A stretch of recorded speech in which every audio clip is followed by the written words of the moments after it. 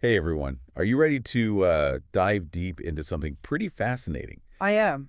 We're going to be tackling shadow work today, Oh, and I that's think fun. it's going to be really exciting. Yeah, Um, from what I've seen, you've been exploring a lot of personal growth and psychology content, I have. It's been really interesting. especially all those intriguing Jungian ideas. Lots to unpack there. So get ready to unpack even further. Yeah, what's really interesting to me about shadow work is that it kind of flips the script on typical personal growth. It's not Mm. just about Eh. amplifying your strengths, but it's about confronting the parts of ourselves Oh, that we'd rather keep hidden, right. those parts that Carl Jung called the shadow. I get a bit hesitant when I hear shadow. Right. Sounds a little ominous. Yeah. Yeah. Is it really about embracing our inner villain? Not quite. It's not about Have you? becoming evil, but about acknowledging the Right. full spectrum of who we are. You can think of it as a treasure trove of untapped energy and potential Yeah. that we've unintentionally locked away. Okay, so it's less Darth Vader, more No. like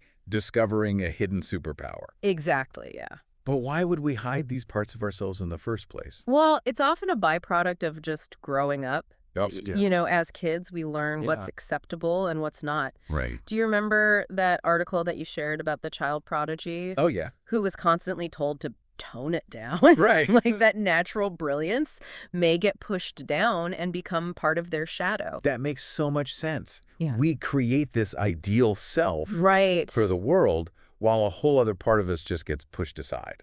Exactly. But what happens when we keep shoving those shadow aspects down? Yeah. Does it really impact our lives that much? It does. You can almost imagine trying to hold a beach ball underwater. Okay. It takes constant effort and eventually it'll pop back up. That's the shadow. Yeah. It doesn't just vanish. It leaps out often in ways that we don't expect. So it's not just about missing out on, like, potential strengths. Right. But it's also about creating, like, unnecessary struggles for ourselves. Exactly. We might experience self-sabotage, relationship conflicts, Okay. or we reach a goal and still feel empty. Right. It's because a part of us is working against our conscious desires. Okay, now I'm starting to see why this is important. But Yeah. if we're talking about integrating these shadow parts, Right. does that mean giving in to all of our, like, negative impulses? Not at all. It's about understanding the root of those impulses, accepting them without judgment, and transforming them into something beneficial. Right. It's like alchemy, Okay. turning lead into gold. Yeah, I like the sound of that, turning those messy bits into Yeah, something valuable. exactly. Could you give us an example of what that integration looks like in real life? Sure, let's say someone's been repressing anger their whole life. They might explode over small things or conversely become completely passive. Shadow work could help them understand the source of that anger and channel it into healthy assertiveness. So it's not about denying the anger, but, like, transforming it Right. into a tool for setting boundaries and It's expressing needs. Yeah. It's like that story you mentioned where the author finally confronts their fear of public speaking, Right. and it turns into this powerful driving force for their career. Exactly. And that transformation isn't just individual. Okay. As we become more accepting of ourselves, we extend that acceptance to others. Okay. We become less judgmental, more empathetic, and able to connect on a deeper level. So it's not just about personal growth, but about Okay. building more authentic relationships. Yes. I'm already feeling inspired. That's great. Where do we even begin with this shadow work? Well, What are some tangible tools we can use? journaling is a fantastic starting point. Think of it as a safe space to have a conversation with your soul, Right. exploring those hidden thoughts and feelings without judgment. Journaling, I can do that. Yeah. But what kind of questions should we be asking ourselves? Powerful questions unlock profound insights. Okay. Try prompts like, what am I most afraid of? What parts of myself do I judge or reject? Okay. Or even, what qualities do I dislike most in others? Often those qualities we find irritating in others Yeah. reflect aspects of ourselves that we haven't fully embraced. Wow, I can already feel the wheels turning. All But right. what about those times Yeah. when we get triggered by something or someone? Right. It's like our shadow suddenly leaps out Yeah. and we react in ways we later regret. Triggers are incredibly valuable in shadow work. Okay. They're like neon signs Ugh. pointing to areas that need our attention. Okay. Instead of seeing them as annoyances, Right. view them as opportunities for growth. Okay. So when you feel triggered, Yeah. pause, take a deep breath. Or and ask yourself, What is this reaction trying to tell me? What wound or unmet need is being brought to the surface? So those triggers are actually guides Yes. leading us toward deeper self-awareness. Exactly. What other practices can help us navigate this inner landscape? Meditation can be incredibly powerful for connecting with your shadow. Okay. It's like taking a guided journey Yeah. into the depths of your inner world. I love that idea. It's Yeah. like we're exploring Yeah. uncharted territories within ourselves. Yes. Can you guide us through a meditation that's specifically designed to connect with our shadow? Sure. Imagine you're standing at the edge of a forest. Okay. It symbolizes your inner world. Okay. As you step onto the path, it becomes less defined, Okay. leading you deeper into the unknown. Uh-huh. You might feel resistance. That's perfectly normal. Okay. Keep breathing and move forward. Eventually, you'll reach a clearing, Okay. bathed in soft light, Uh-huh. and in the center, you'll see a mirror. This mirror is a portal to your shadow self. Ooh, I'm getting chills just picturing it. Oh, good. What happens when we look into this mirror? As you gaze into the mirror, your reflection might shift, Yeah. revealing aspects of your shadow. Yeah.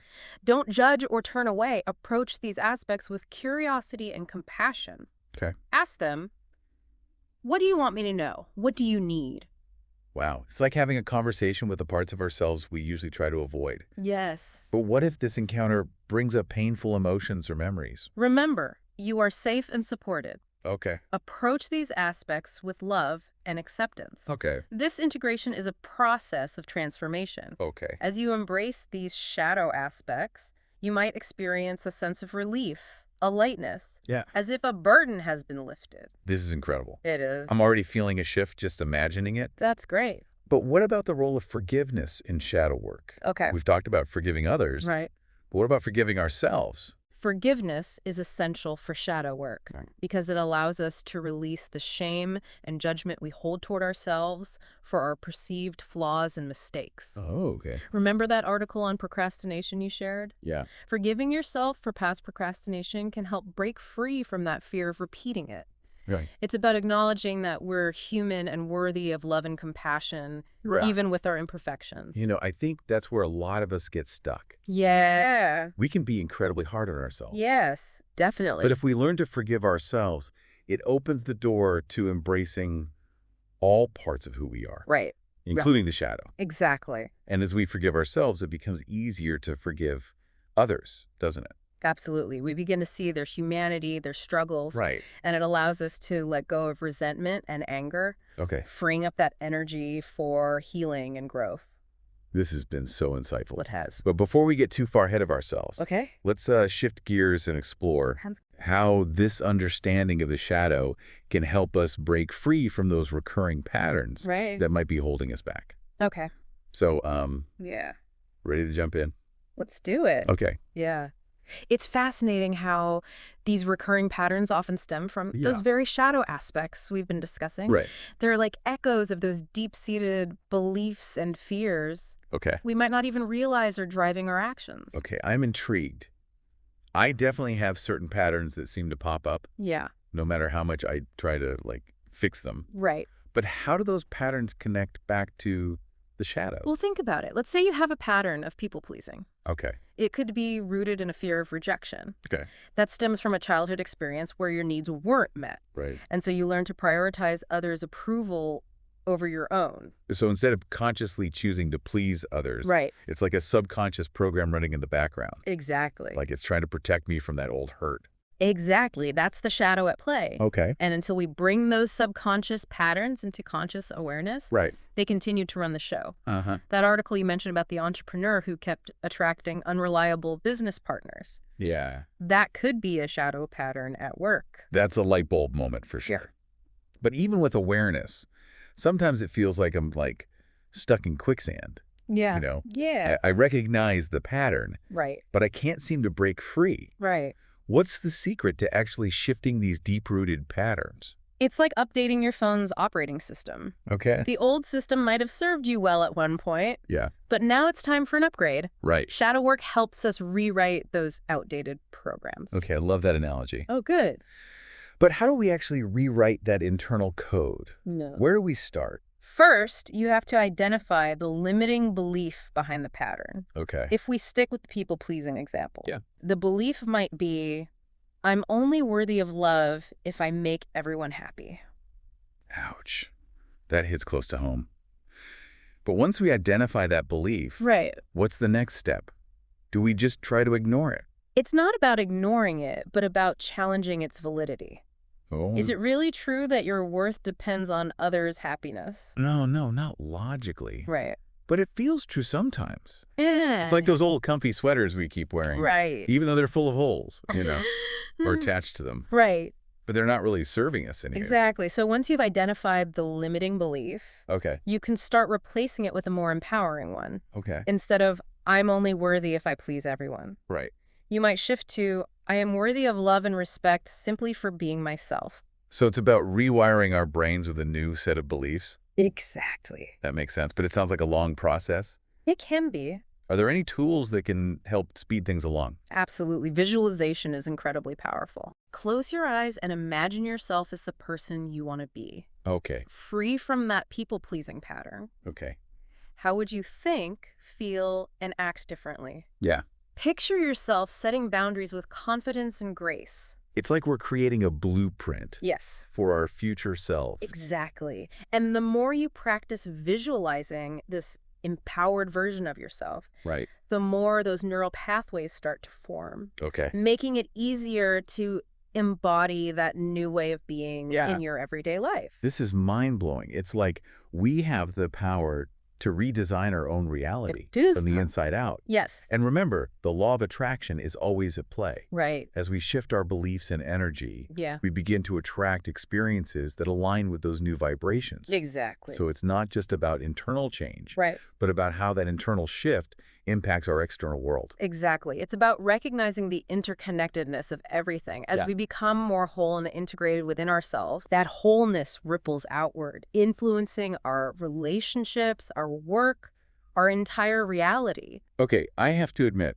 this is way more profound than I initially thought. It is deep work. It's not just about fixing a few bad habits. Right. It's about stepping into a more authentic and empowered version of ourselves. And as we continue to unravel these layers of the shadow, Yeah. we discover that it's not just about overcoming limitations, Okay. but about uncovering hidden strengths and talents we never knew we possessed. Hold on. So you're saying our shadow actually contains positive qualities? Yes. That sounds a little counterintuitive. It does. I thought it was all about the dark stuff. Well, it might seem paradoxical, but yes. Okay. Remember, the shadow is formed from anything we've rejected or denied, Right. both positive and negative. Okay. Maybe you were told as a child that your passion was too much, Oh, yeah? so you learned to dim your light. So it's like those qualities were too bright for the environment we were in. Exactly. So we tucked them away for safekeeping. It makes me wonder what amazing potential lies dormant within us all, Right? just waiting to be unearthed. Exactly. And that's the exciting part of shadow work. Yeah. It's not just about healing old wounds, Okay. but about discovering hidden treasures within ourselves. Okay, I'm completely on board with this treasure hunt. Good. But how do we actually access those hidden gems? Well, this is where we move beyond simply understanding the shadow Okay. and step into the realm of actively working with it. Okay. And one of the most powerful tools for this process is something called active imagination. Active imagination. That sounds intriguing. It is a very powerful technique. What exactly does that entail? Is it like daydreaming with a purpose? It's a bit like that, but with a more intentional focus. Okay. It involves creating a conscious dialogue with our shadow, Right. allowing those hidden aspects to express themselves in a safe and symbolic way. So it's not about suppressing those voices, Right. but inviting them to the table for a conversation. Oh. I'm curious to know more about how this active imagination works in practice. It can take many forms, Okay. but a simple way to start is to find a quiet space. Okay. Close your eyes and imagine your shadow as a separate being. Wait, so we're actually giving our shadow a physical form in our imagination. You can? What would that look like? Well, it's unique to each person. Okay. It could be a person, an animal, a mythical creature, Oh, wow. or even just a shape or energy. Okay. The important thing is to let your intuition guide you. Right. Don't overthink it. Just allow whatever image comes to mind to emerge. Okay, I'm picturing it now. I'm in a peaceful meadow, Okay. and there's this figure standing before me, kind of shrouded in mist. Okay. I can't quite make out the details, Yeah. but I sense this quiet power emanating from it. Okay. What happens next? Um, Yeah. well, Yeah. now imagine yourself approaching this figure with curiosity and respect. Okay. Don't judge it or try to control it. Simply observe it. Okay. What do you notice about its appearance? What kind of energy does it hold? As I get closer, the mist starts to dissipate, Okay. and I can see that it's me, Okay. but a younger version of myself. Okay. She looks a bit sad, like she's carrying a heavy burden. That's beautiful. Now imagine yourself engaging in a dialogue with this younger version of yourself. Okay. Ask her what she needs, what message she's trying to convey. Right. Remember, this is a part of you that's been longing to be heard. Okay. Listen with an open heart. Okay, here goes nothing. Hi, I say softly. Okay. I see you. I'm here to listen. Okay. She looks up at me with tears in her eyes and whispers, I just want to be accepted for who I am. What a powerful moment. What emotions are you feeling as Wow. you witness this exchange? My heart is breaking for her.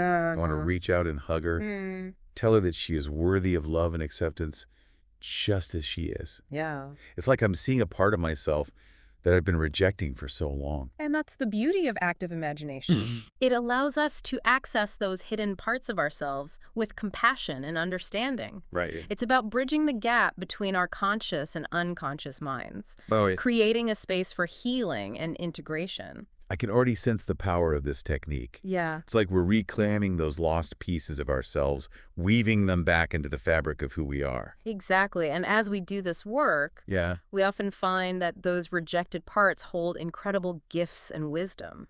Okay. Maybe that sadness you witnessed in your younger self Uh-huh. is connected to a deep empathy and sensitivity that you've been suppressing. It's like we're unearthing buried treasure. Exactly. But what happens after this encounter? Okay. Do we just say goodbye to our shadow self and go back to our lives? It's not about saying goodbye, Okay. but about integrating those insights into our everyday awareness.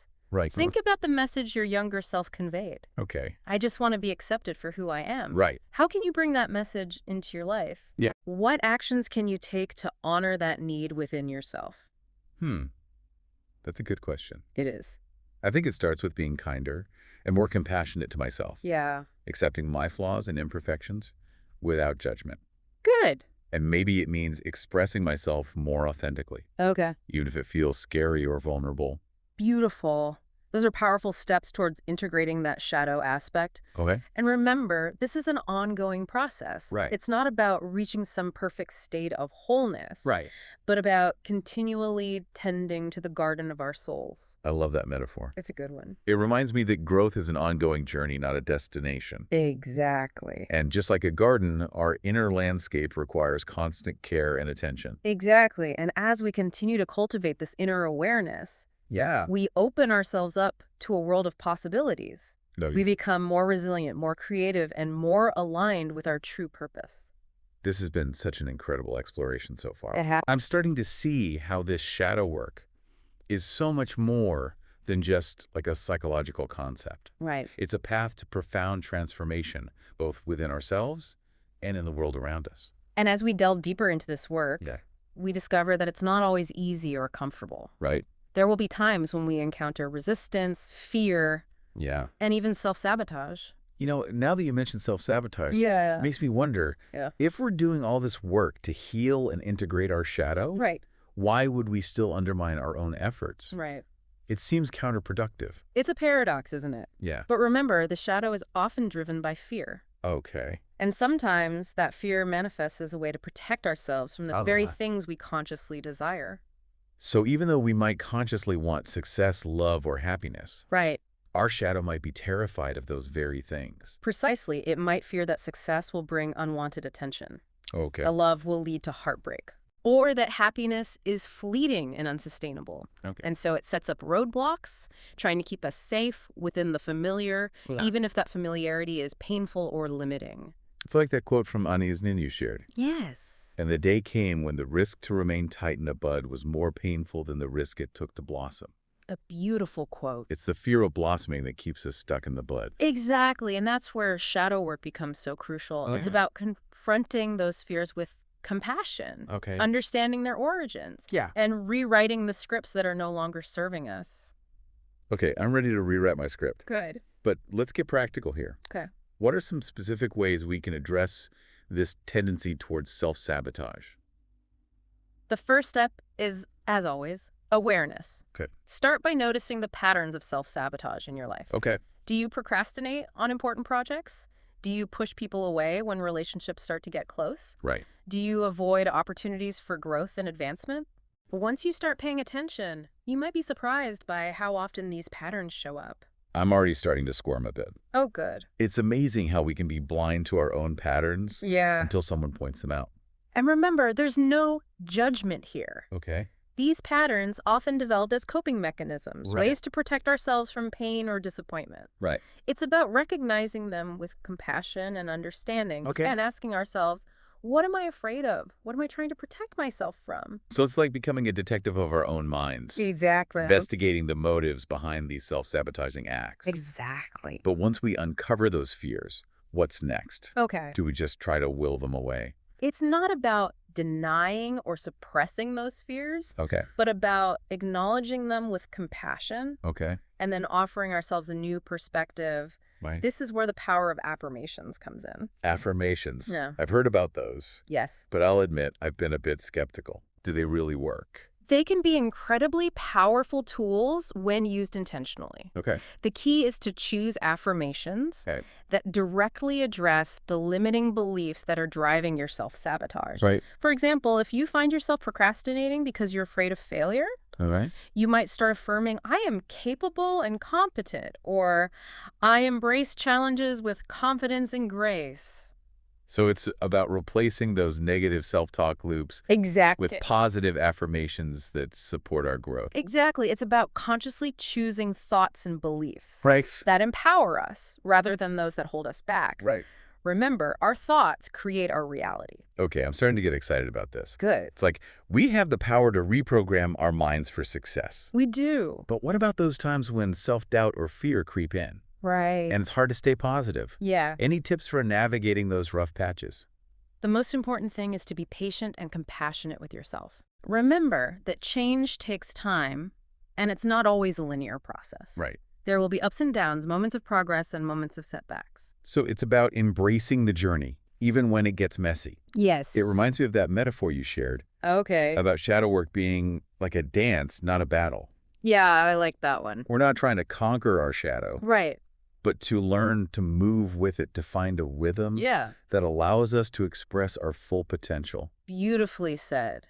And remember, forgiveness is an essential part of this dance. Right. Forgive yourself for the times when you've held yourself back, Yep. knowing that you were doing the best you could with the awareness and resources you had at the time. Forgiveness. That's a powerful reminder. It is. It's about releasing the weight of the past Yeah, and creating space for a brighter future. exactly. And as you continue to embrace and integrate your shadow, Yeah. you may find that your definition of success begins to shift as well. Okay. The external markers of achievement may become less important, replaced by a deeper sense of inner peace, alignment, and purpose.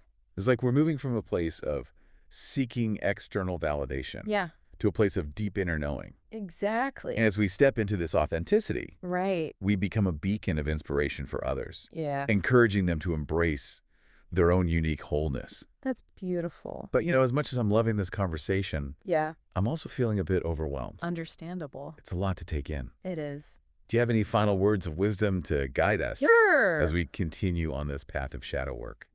Remember, this is a journey of self-discovery, a lifelong adventure of uncovering and embracing the fullness of who you are.